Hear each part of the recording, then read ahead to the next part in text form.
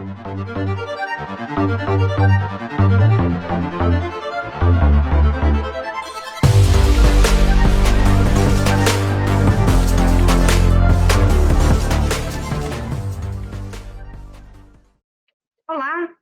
meu nome é Oriana e eu estou aqui para apresentar para vocês mais uma entrevista feita da série Thinkers em Ação. São entrevistas que são realizadas com grandes dirigentes de think tanks e eles nos dão a visão deles com relação a expectativas, com relação a problemas que tiveram, grandes desafios e como eles conseguiram ultrapassar esses desafios. Espero que vocês gostem, essa entrevista é muito importante, absorvam o máximo dos insights que eles dão para a gente, porque assim a vossa organização ela fica cada vez mais forte e cada vez mais transformadora. Na minha opinião, ela é um think tank, sim, né? Ela tem muitas características, né, de uma organização da sociedade civil que trabalha exatamente com as mesmas perspectivas de um think tank. Apesar da gente não ter nascido com esse propósito declarado, né, a nossa prática e a forma como a gente trabalha hoje a questão da violência sexual contra crianças e adolescentes é absolutamente de um think tank, né? Tanto é que em muitos momentos a gente tem conflitos, né? Que é assim, puxa, a gente vai querer continuar sendo um think tank ou a gente vai querer entrar muito para a operação, né?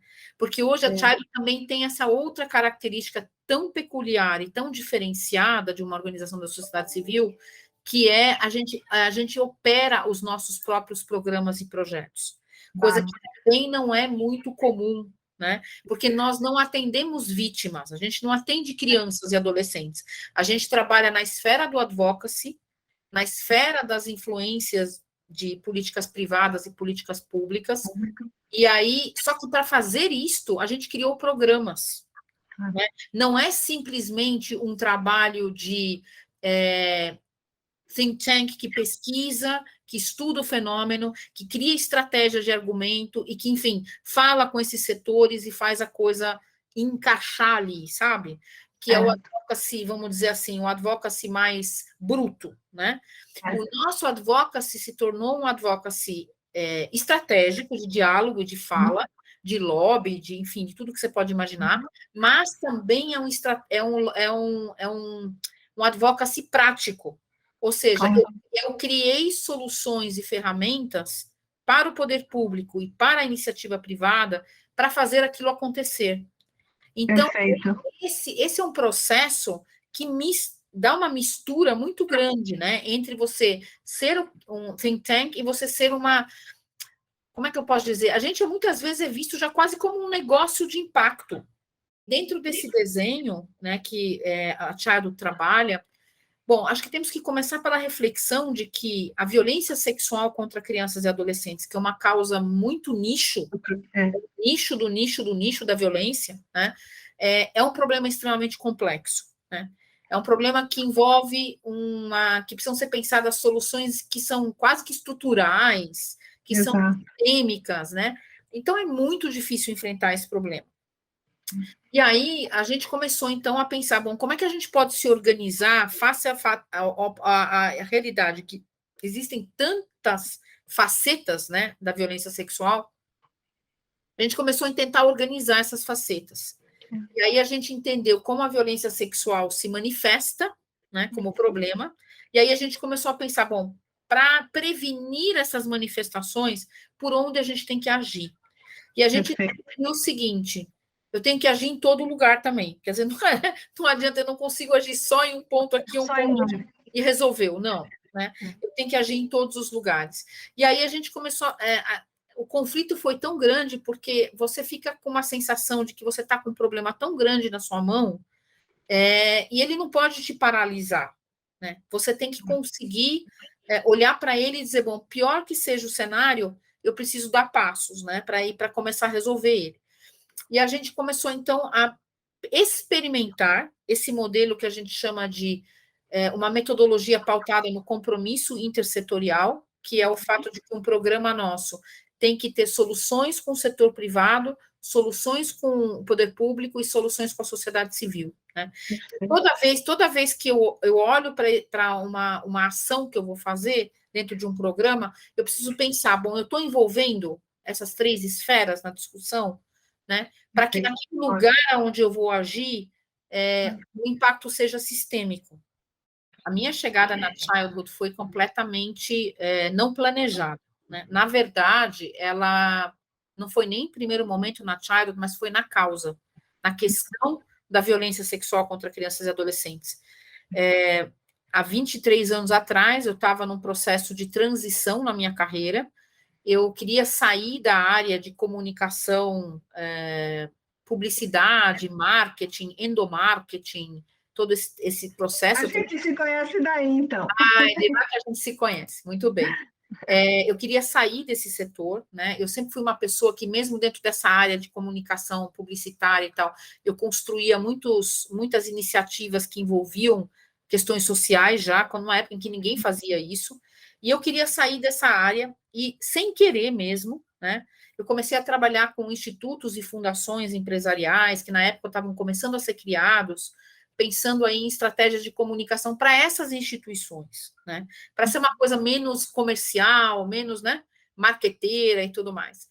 E nesse momento, eu, em contato com a Fundação Volkswagen, que era um dos meus clientes, eu estava numa reunião lá e, do nada, o diretor, ou na verdade o presidente da Volkswagen Caminhões entrou na sala com uma revista na mão, e onde na capa dizia, né, prostituição infantil, esse problema tem que acabar, esse mal tem que acabar, uma coisa assim. Ele jogou a revista em cima da mesa e pediu para a diretora da fundação, olha, você pode ver o tamanho desse problema para mim? Você que é da fundação aqui que cuida de criança, né? Você pode tentar descobrir o tamanho desse problema. Eu estava na sala, por acaso, quando ele entrou lá, falando de um outro projeto, e quando ele saiu, a diretora pegou a revista e imediatamente botou na minha mão, falou assim, veja o tamanho desse problema para mim. Olha só. Eu olhei para isso e falei, gente, como assim, né? Eu nem sabia que isso existia, gente. Super honesta em te falar, né? Isso foi no ano de 2003. E aí, saí de lá, comecei a pesquisar o assunto, e quem disse que eu achava alguma informação sobre isso? Naquela época, gente, não se falava em nenhum lugar sobre isso. Né? Não havia dados na internet, não havia pessoas que falassem sobre isso, não havia clipping de jornal praticamente, de revista, de nada. Né? Então, assim, eu falei, gente, o que é isso? É um problema completamente escondido. Né? E aí, voltei para a Fundação Volkswagen 2 meses depois, trazendo essa notícia de que praticamente não existia nada, né? Mas antes de levar essa informação, eu fiz uma viagem com o presidente de uma outra empresa, né? No final do ano, em dezembro de 2003, que a gente ia visitar um projeto social que eu também estava apoiando com ele. A gente foi pegar a Dutra, Ubatuba, e lá para as ilhas de pescadores. Ele estava trabalhando com o projeto Tamar, a gente tinha criado um projeto de educação ambiental. E eu estava lá com ele, e na Dutra me deu aquela... Oriana, me viu aquela história. Nossa, deixa eu olhar onde é que estão essas meninas, porque eu vou achar essas meninas. Na minha cabeça, eu ia ver elas, né? Ia procurar o motorista andando com o carro, eu procurando essas meninas, e obviamente que você não vê nada assim, não é assim, né, o negócio. Depois eu vou entender. E aí ele me perguntou, o que você está procurando, Eva, que você está tanto olhando pela janela, tal, não sei o quê. Eu peguei e contei para ele o que tinha acontecido comigo na Volkswagen. Ele ficou com os olhos imensos, assim, falando, Eva, eu não acredito na coincidência. Eu falei, por quê? Ele falou, eu acabei de ser convidado na semana passada para ser conselheiro de uma ONG da Rainha Silvia no Brasil, a Childhood. E você não acredita, a primeira reunião de conselho que eu participei, a discussão deles, dos conselheiros, foi que estava havendo um rumor de que caminhoneiros estavam facilitando esse problema, e você está com uma revista na mão, com uma matéria falando disso, e está procurando esse problema. Eu falei assim, ele falou assim, eu não posso acreditar. É um negócio... As coincidências do mundo, né? Nossa, mãe. Quando existe uma coisa que tem que acontecer, Oriana... Acontece. O mundo conspira a teu favor. Conspira sim. Tudo vem no teu encontro, né? As pessoas começaram a ser trazidas para mim, né? Era uma coisa assim, eu tinha que estar nesse assunto. Bom, a causa, então, tomou uma outra proporção na minha vida. Eu gradativamente fui abandonando o meu trabalho com outras atividades. Eu fazia para ganhar dinheiro e me tornei, durante 2 anos, voluntária da Childhood.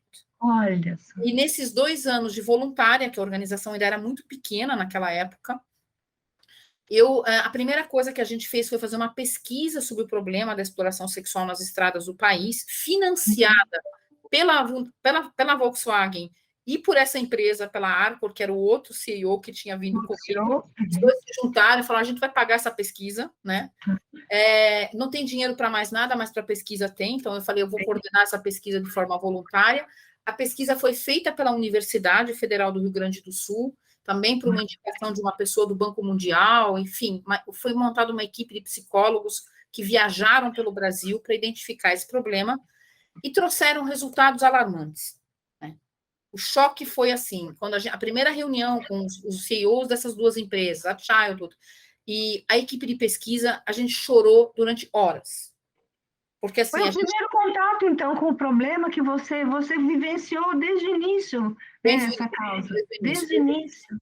Então, assim, aí a gente entendeu um mundo não revelado, né, que não existia, que não estava nas mídias, não estava em lugar nenhum, né? Um problema seríssimo, né? Relatado aí. Como é que foi feita essa pesquisa? Uma estratégia muito interessante que a universidade criou. Ninguém sabia como investigar um problema desse, que era quase que uma pesquisa investigativa, né? E como é que eu investigo algo que é criminoso? Se eu vou perguntar para a pessoa, ela não vai me contar, né? Então, assim, eu não vou dizer, eu me envolvo com isso. Ninguém vai contar isso, né? Então, assim, eles tiveram que criar, a gente criou toda uma estratégia de abordagem dos caminhoneiros, tanto que a nossa pesquisa, ela se chama O Perfil do Caminhoneiro Brasileiro, e a gente não tem o título, né, que nada a ver com esse fenômeno, né? E a gente criou uma pesquisa que entrevista ele enquanto cidadão e para entender a vida dele nas estradas. Eram psicólogos conversando com ele, entendendo os problemas deles, as dificuldades.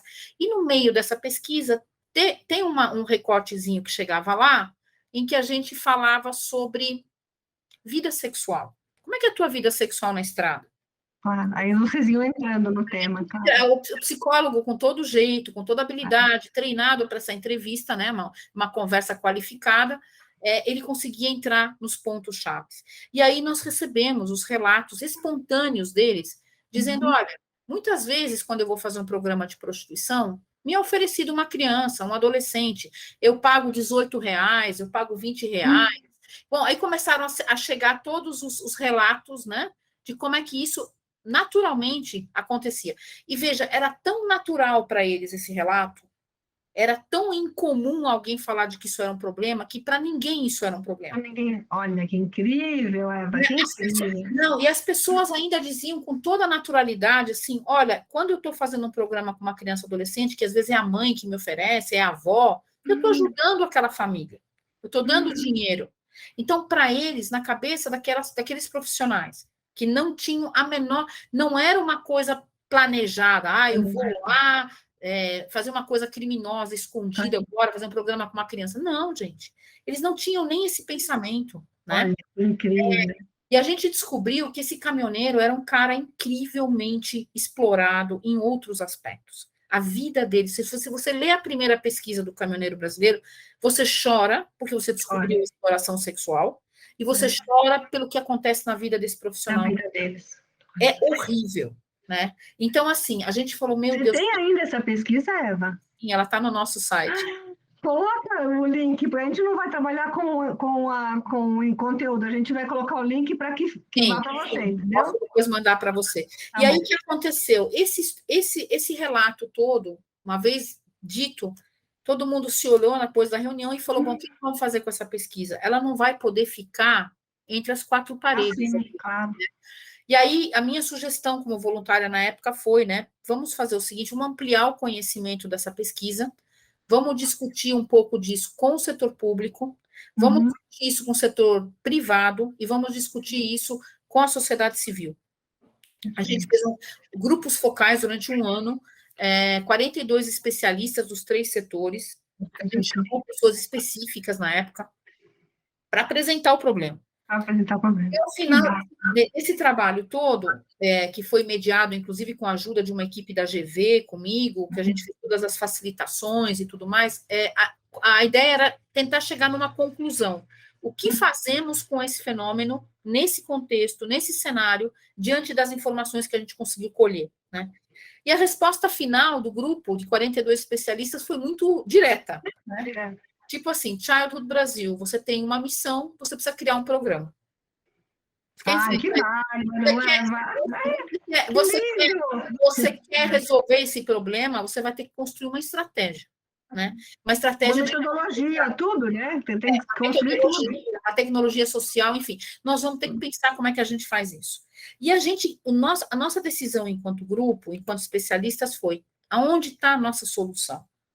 Naquele momento, que não é hoje, tá? Vamos pensar lá em 2005, tá? O mundo era outro do que é hoje, né? Totalmente diferente. Lá naquele momento, a gente enxergava que o caminhoneiro era a nossa solução.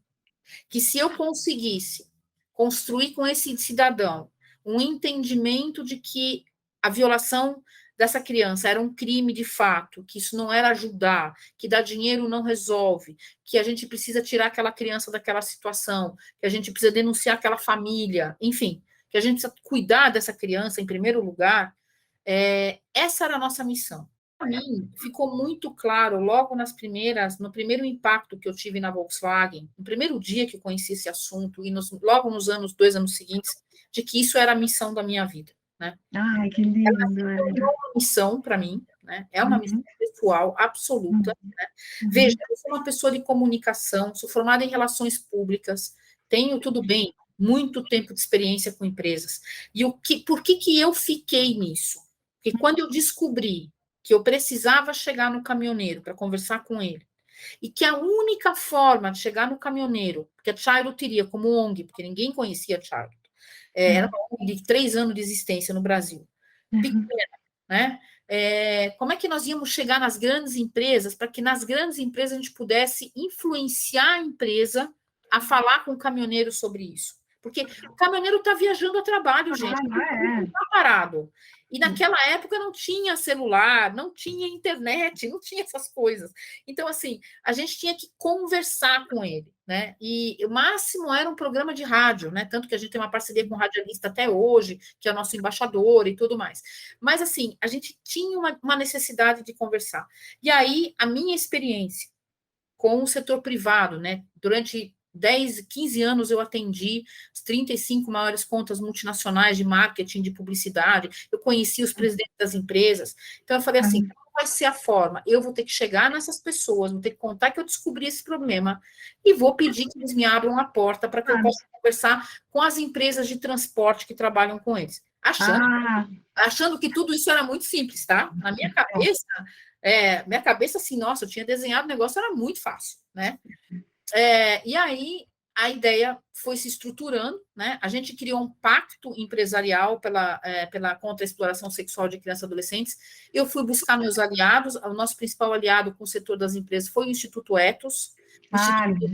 Na época, era o instituto mais importante de responsabilidade social no Brasil. Aí eles compraram a ideia, porque eles ficaram nos grupos focais com a gente, então eles já entenderam o problema, me ajudaram a construir o pacto, eles já tinham o pacto do trabalho escravo, o pacto do trabalho infantil, foi fácil a gente ter essa ideia do pacto com eles. Para Childhood, tudo isso é uma grande insegurança, tá? Eu estava inventando algo que era muito longe da realidade dessa instituição, mas falar assim, nós chegou uma louca aqui que de repente resolveu, né, unir todo um negócio e está pondo a gente nessa parada. Mas a coisa andou, né? A coisa andou, e só que eu fui desafiada pela Childhood num determinado momento e falou assim: olha, nós só vamos lançar esse pacto se a gente tiver no mínimo 50 empresas que já tenham aderido antes ou oficializar isso. Porque eu já quero sair falando que eu tenho 50 empresas comigo, pelo menos, né? Pelo menos, nossa, uma missão. E numa missão em que nunca ninguém tinha falado sobre isso. Eu falei, e quanto tempo eu tenho para trazer essas 50 empresas? Ela falou 2 meses. Senão a gente não lança. Porque eles já tinham decidido lançar, faltavam 2 meses e meio, 3 meses para o lançamento, e de repente veio essa situação, vamos parar, queremos primeiro ter as empresas. E aí saí eu, né, com o meu trabalho, minha relação com as empresas era grande, né, consegui fazer o trabalho, né, visitava, sei lá, 6 empresas por dia naquela época, loucuras insanas de ir em todos os lugares, né, E nós lançamos na Fiesp, em novembro de 2006, esse projeto, com a presença da Rainha Silvia no Brasil. Ai, que lindo! Com 65 empresas presentes. E já 75? 65 pioneiras. E chegamos a 2.000, né? Tenho 2.000 empresas que assinaram esse pacto nesses 16 anos. Elas continuam até hoje? É um programa que tem uma trajetória. Se eu te contar aonde ele parou hoje, você não vai acreditar o tamanho dele hoje, né? Ele é um programa totalmente, assim, referência total de mercado, todas as empresas envolvidas. Então, assim, é uma coisa muito interessante, né? Como uma situação peculiar na minha vida pessoal, profissional, guinou totalmente para um outro lugar. Mas o que eu fiz foi aplicar o meu conhecimento com comunicação, meu conhecimento com relação de empresas, com pesquisa, que é o que eu sabia fazer, em prol de uma causa. Hoje se fala muito em inovação, se fala muito em negócios de impacto, se fala muito em atuação social, né, em ativação social, em movimentos ligados à sustentabilidade. Tudo isso hoje parece muito normal, gente. Mas quando você olha que isso aconteceu há 20 anos atrás, né, é absolutamente disruptivo, né? A gente foi muito ousado e muito corajoso, né? Então, assim, e a gente levou muita porta na cara, e a gente levou muito não, né? Então, assim, a gente tem que entender que a gente não pode desistir, que a gente vai ter problemas no meio do caminho, que a gente pode ter um sonho, pode ter uma ideia, essa ideia pode ser ótima, mas às vezes você está um pouquinho deslocado no tempo, né? E você tem que ter a persistência de permanecer até o tempo certo chegar. Para mim, esse tempo certo demorou 10 anos. Tá? 2005 a 2015. Em 2015, a ONU decide lançar ODS, Objetivos do Desenvolvimento Sustentável no mundo, que dizem que a empresa tem que olhar para as questões de abuso e exploração sexual de crianças. Tem metas específicas. Então, aí caiu como uma luva para você, né? Aí encaixou na minha cabeça. Encaixou na sua cabeça. Só que foram 10 anos em que eu ia num lugar e levava não. O que eu tenho a ver com isso? Você está louca? Que ideia é essa? Você está maluca, né? E aí, por outro lado, eu tenho que, nesse momento, honrar a instituição para a qual eu trabalhei. Por quê?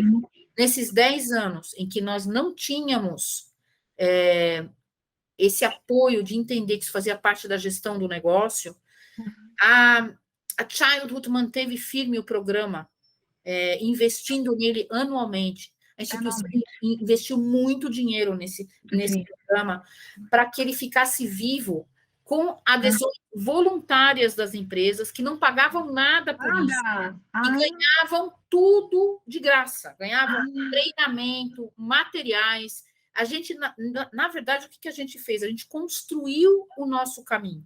Né? A gente asfaltou a estrada dentro das empresas, dando graça para elas. Como era de graça, elas acabavam aceitando. Falaram, tá bom, então já que é de graça, eu vou fazer. Mas era um fazer pontual, não era um fazer qualificado, não era um fazer... Né? Em 2015, eu encontro, então, os ODS como grande grude para mim, falou, bom, agora é conversa qualificada. Mas eu já tinha 2.000 empresas comigo nesse movimento. Então, não era difícil eu qualificar essa conversa, né? Então, o que eu falo? A gente tem... o programa Na Mão Certa, nós estamos hoje no que eu chamo do programa 3.0. Ele teve o 1.0, ele teve o 2.0 e agora ele está no 3.0. A gente vai evoluindo e a gente vai aproveitando o que o mundo nos dá de novo. A transformação do mundo vai nos ajudando a transformar os nossos problemas. A gente não teve nenhuma perda na pandemia, nenhuma.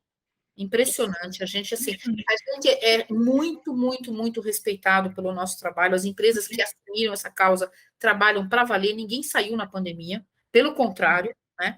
E a gente cresceu nos 2 anos da pandemia, e muito, né? Mas por que a gente cresceu? Porque o problema piorou, né? O problema estava mais escancarado.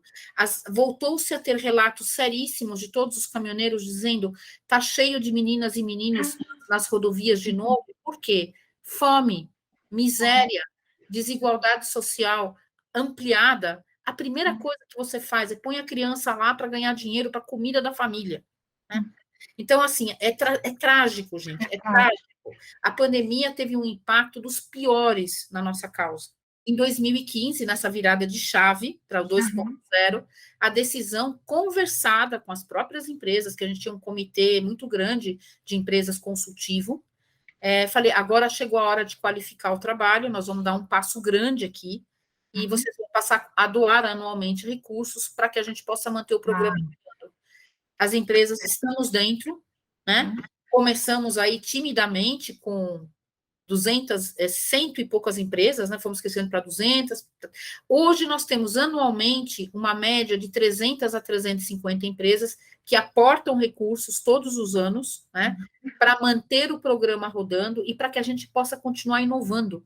Porque hoje estamos com plataformas digitais, com educação à distância. O negócio foi ganhando muito corpo. Muito corpo. Então, isso também a gente precisa, tá, gente? Se você não faz essa mudança constante, as empresas não permanecem. Eu sou uma pessoa que sou muito auto-inspirada, né?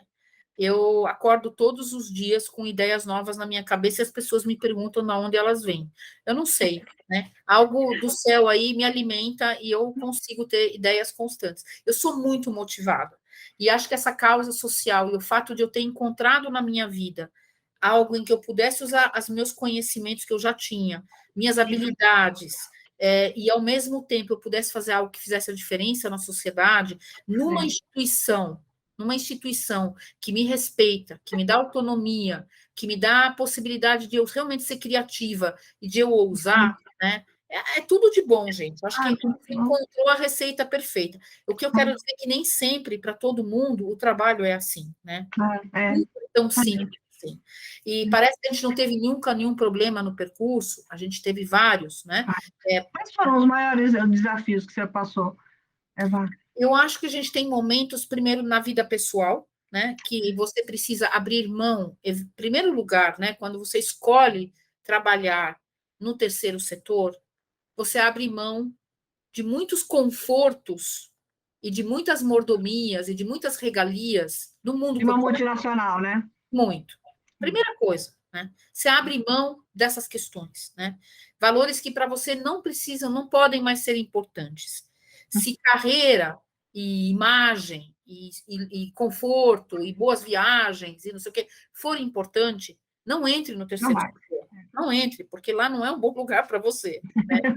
E que no mundo corporativo. Agora, se você tem um sonho pessoal em que você sabe que a sua contribuição é mais importante do que aquilo que você recebe de benefício, né? Essa troca não é muito igual, tá? A gente entrega muito e muitas vezes a gente não recebe tanto de benefício assim. Mas a satisfação pessoal, para mim, pelo menos, né? Foi a escolha. Eu fiz escolhas muito difíceis na minha vida, de romper com determinadas posições de trabalho e de coisas que eu tinha, por uma escolha minha. Cada um tem seu momento, seu tempo para isso, mas para mim valeu a pena. Né? E hoje eu olho assim, eu tenho ainda um desafio grande na Childhood, que é, como eu te falei, o programa passando por várias fases, né? Eu estando na Childhood desde 2015, eu trabalhei até 2015 como consultora da Childhood, e a partir de 2015 eu entro para a organização como gerente de programas, e me entregam não só o programa Na Mão Certa que eu estava construindo, mas me entregam vários outros pepinos que até então tinham sido pesquisados e que precisavam ter a mesma solução que tinha sido dada ao programa Na Mão Certa. Né? Então, hoje eu trabalho em vários programas com o setor privado, em várias frentes, e assim, é altamente motivador. E o quanto também você pensa assim, todos os dias, quando você trabalha nessa causa, você descobre algo novo. Conversando com você hoje, Oriana, eu posso pensar em algo novo, por causa de alguma coisa que você me perguntou que eu não tinha pensado.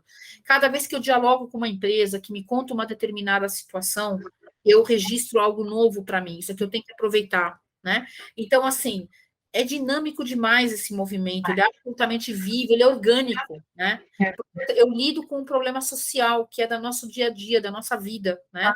Então, ele não é um produto embalado que sai numa máquina, né? Então, é muito trabalho, sabe? É uma outra realidade, né? Como é que a gente faz, né, Oriana, para a gente se manter nesse nível de motivação e entendendo que a gente precisa se atualizar e inovar o tempo todo. No caso do nosso trabalho na Child, são as nossas pesquisas. Essa mesma pesquisa do caminhoneiro que eu fiz a primeira vez, eu repito ela desde que o programa existe a cada 5 anos. Você está brincando? Olha. E a gente tem feito todo um estudo de como é que o nosso trabalho evoluiu. Como eu consegui impactar a mudança de comportamento dos caminhoneiros. E como também eu descubro, infelizmente, agora a última pesquisa foi em 2021, porque 2020, que era o 5º ano após a pandemia, não deu, a gente descobriu que os mesmos problemas de infraestrutura do país que esses caminhoneiros tinham lá em 2005, eles continuam tendo em 2021. Não melhorou nada. Eu diria para você que piorou muito. Né? Então, assim, o quanto essas informações são vitais para a gente entender como a gente dialoga com essa persona que a gente quer do nosso lado. Então, eu preciso entender quem é essa pessoa com a qual da qual eu estou pedindo apoio, né? Para ser o meu agente de proteção nas estradas, para denunciar os casos, para chamar a polícia, para chamar o conselho tutelar. Eu estou treinando esse ser humano para isso, como um voluntário, ele faz isso voluntariamente. Então, assim, o que eu tenho que ter de diálogo, de troca com ele, o que eu tenho que entregar para ele, né? De olhar e de cuidado, para que ele entenda, puxa vida, esse programa é muito legal, porque do mesmo jeito que eu ajudo lá com as crianças, eles me ajudam nas empresas. Então, a gente começou a construir esse caminho tão inteligente de que o programa Na Mão Certa era uma ferramenta que mudava a cultura da empresa com relação ao caminhoneiro, e nessa mudança eu conseguia conquistar o caminhoneiro como meu aliado. É um negócio perfeito. Pensar que uma volta muito doida. Mas hoje eu olho para trás e falo assim, meu Deus, o movimento ISG que a gente está hoje. As empresas que estão com a gente fazem ESG há 16 anos, né? Já estão fazendo. Então, assim, para eles, nada mudou, né? Eles só estão intensificando as coisas, né? Melhorando ainda mais. E eles estão aportando mais agora, eles estão melhorando, estão aportando mais, estão fazendo planos mais detalhados, estão se preocupando mais. Por quê? Porque agora o chefe está mandando fazer, né? O diretor da empresa quer mais coisa, né? Então, hoje a gente tem que mostrar valor agregado, hoje a gente tem que mostrar humanização na empresa, a gente tem que mostrar cuidado com direitos humanos, coisas que ninguém olhava, né, há 15 anos atrás. Só eu trazia esse discurso, era um eco vazio aí, né? Era eu um eco vazio para eles. Então, assim, que as pessoas dizem, né? Que bom que vocês existiram, que vocês construíram todo esse caminho, né? E que hoje onde a gente chegou, né? Incrível. Então, assim, a minha automotivação hoje para eu continuar são, primeiro, pesquisas, continuar entendendo como esse problema, como eu posso entender esse problema, e mais do que tudo, né? Eu estou descobrindo que o problema da violência sexual no mundo está mudando de lugar. Ele está saindo do nosso ambiente cotidiano, nosso ambiente presencial físico, para esse ambiente virtual aqui. Virtual. Olha, incrível. Começa na nossa vida, né, na nossa reflexão como instituição, nas pessoas que trabalham com a gente na equipe. O seguinte, bom, até agora a gente enfrentou esse problema presencialmente. E a gente está entendendo ele presencialmente. Mas agora, como é que a gente enfrenta ele virtualmente? Nós vamos ter que pesquisar tudo de novo. Vamos começar a ter que estudar tudo de novo, né?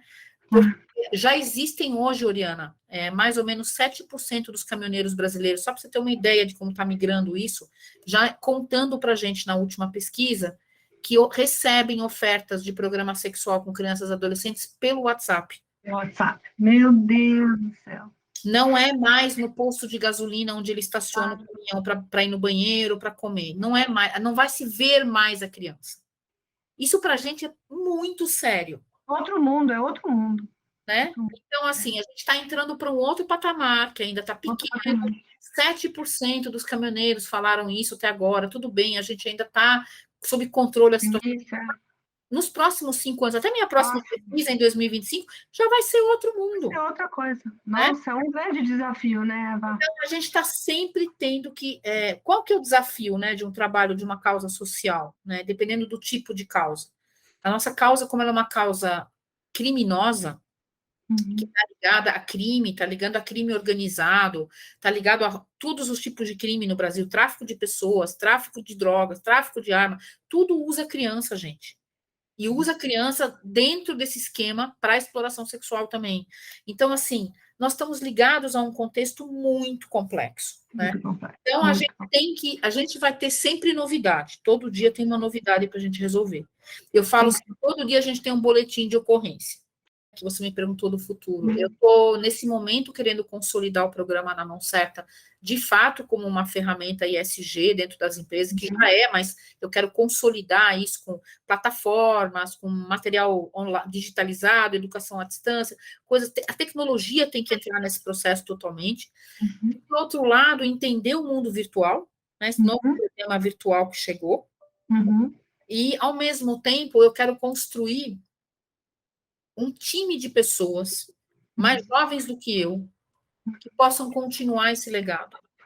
Porque existe, como em toda instituição, né? Quando você fala do terceiro setor, você tem que lembrar que você tem uma questão de sucessão, né? Quem vai continuar o legado que foi construído, né? Quem vai levar isso adiante, né? Então, na Childhood, claro, a gente tem a sucessão dos nossos conselheiros, a sucessão da nossa fundadora, mas também tem a sucessão de quem está aqui, ó, na linha de base, né? E uma coisa muito importante, né? Eu nunca abri mão, e não vou abrir mão em nenhum momento da minha vida, por título, por qualquer coisa, de estar neste lugar onde eu estou, que é o lugar da execução, que é o lugar do aprender a fazer e construir. Ou seja, amanhã eu serei muito honrada se um dia a Childhood me convidar, quando mais para frente, para fazer parte do conselho, né? Maravilha. Eu vou querer fazer parte disso porque eu tenho certeza que eu tenho muito a contribuir. Mas você não vai deixar a operação. Mas não me coloque numa posição de gestão, posição... Não, por mais que eu já tenha sido consultada sobre isso, tá? Não é o meu lugar. Não é o teu lugar. O meu lugar da missão é o lugar de realmente construir soluções, né? Então, eu tenho que ser inspiradora para quem está comigo, eu tenho que ter a habilidade de ouvir quem trabalha comigo e quem faz as coisas do campo para poder entender tudo que vem de riqueza de informação, para poder construir essas soluções que sempre são colaborativas. Você nunca vai ter uma construção aqui, saiu da minha cabeça num papel sozinho, ó, gente, vamos fazer desse jeito. De cima para baixo, né? Não aconteceu nem no programa Na Mão Certa. O programa Na Mão Certa foi uma construção de 16 anos com as empresas. O tempo todo. Elas construindo o caminho junto com a gente. Então, assim, a gente tem uma história, né? Uma história que hoje é altamente respeitada pelas empresas. As empresas se sentem parte mesmo do processo, né? E por isso que elas não saem, por isso que elas não mudam, né? E é uma coisa que a gente vai continuar cultivando, né? E só para você saber, o programa Na Mão Certa é um grande carro-chefe na organização, mas a gente, desde 2013, a gente construiu também um programa para grandes obras e empreendimentos, que é uma outra área da Childhood hoje que eu lidero, que é quando você tem obra de construção civil e você leva 10, 15 mil homens, trabalhadores que vão morar alojados em alojamentos canteiros, né? Canteiros. Esses homens vão ficar procurando programas sexuais à noite, nos finais de semana, né? Como é que você prepara esses homens todos para... Ok, prostituição não é problema no Brasil, não é crime, mas você não pode fazer um programa sexual com uma criança ou com uma adolescente, né? Então, a gente constrói com essas empresas, com esses trabalhadores, essa cultura, né? Então, o ano passado a gente fechou um grande acordo com o BID, né? O BID nos encontrou no Brasil como única referência, a melhor instituição do país trabalhando com empresas, e a gente construiu uma metodologia de enfrentamento para grandes obras, porque o BID financia grandes obras. E ele falou, eu não quero mais esse impacto nas obras, então eu quero que você compartilhe a sua metodologia com a América Latina. Eu falei, compartilho. Então, a gente escreveu toda a metodologia financiada por eles, com grande apoio deles, fizemos um lançamento para América Latina e Caribe, foi um sucesso.